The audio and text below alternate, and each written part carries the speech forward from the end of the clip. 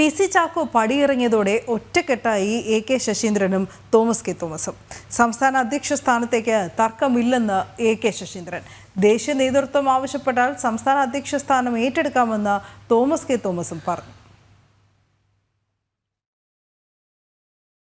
മന്ത്രിമാറ്റത്തിലെ തർക്കങ്ങൾക്കൊടുവിൽ NCP അധ്യക്ഷ സ്ഥാനം PC Chacko രാജിവെച്ചതിന് പിന്നാലെയാണ് AK ശശീന്ദ്രന്റെയും തോമസ് കെ തോമസിന്റെയും പ്രതികരണം. NCP അധ്യക്ഷ സ്ഥാനത്തേക്ക് തർക്കമില്ലെന്ന് AK ശശീന്ദ്രൻ. യോഗ്യരായ ആര് വന്നാലും പിന്തുണയ്ക്കും. തോമസ് കെ തോമസ് യോഗ്യനാണോ എന്നത് താനല്ല തീരുമാനിക്കുന്നതെന്നും AK ശശീന്ദ്രന്റെ പ്രതികരണം. അല്ല, അതൊക്കെ പിന്നെ ഭാവിയിൽ അദ്ദേഹം ഓരോരുത്തരുടെ ആരാണോ പ്രസിഡന്റ് ആകുന്നത് അദ്ദേഹത്തിൻ്റെ പ്രവർത്തനങ്ങളെ ആശ്രയിച്ചിരിക്കും നല്ലതോ ചെയ്തു. മുൻവിധിയോടുകൂടി ആരെയും കാണുകയും ചെയ്യുന്നത് ശരിയല്ല. NCP അധ്യക്ഷനാകാൻ ആരും അയോഗ്യനല്ല. എന്നാൽ ഈ കാര്യത്തിൽ ആരെയെങ്കിലും പിന്താങ്ങുകയോ ആരെയെങ്കിലും എതിർക്കുകയോ ചെയ്യുന്നൊരു പ്രശ്നമില്ല. കാരണം നമുക്ക് ഒറ്റക്കെട്ടായി പോകാൻ കഴിയേണ്ട ഒരു ഘട്ടത്തിൽ മറ്റു തരത്തിലുള്ളൊരു ചർച്ചകൾ നടത്താനില്ല. ദേശീയ അധ്യക്ഷൻ എന്താണോ നിർദ്ദേശിക്കുന്നത്. PC ചാക്കോ രാജിവെക്കുന്ന കാര്യം മെസ്സേജ് അയച്ചിരുന്നു. വിശദമായ വിവരങ്ങൾ കണ്ടു പറയാമെന്നായിരുന്നു പറഞ്ഞത്.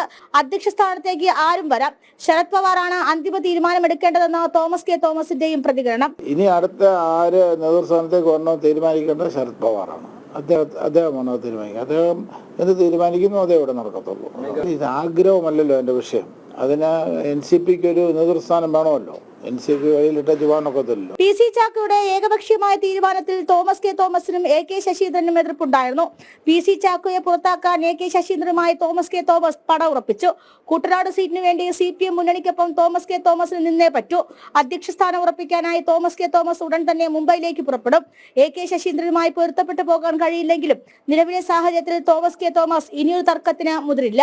ജനം, തിരുവനന്തപുരം.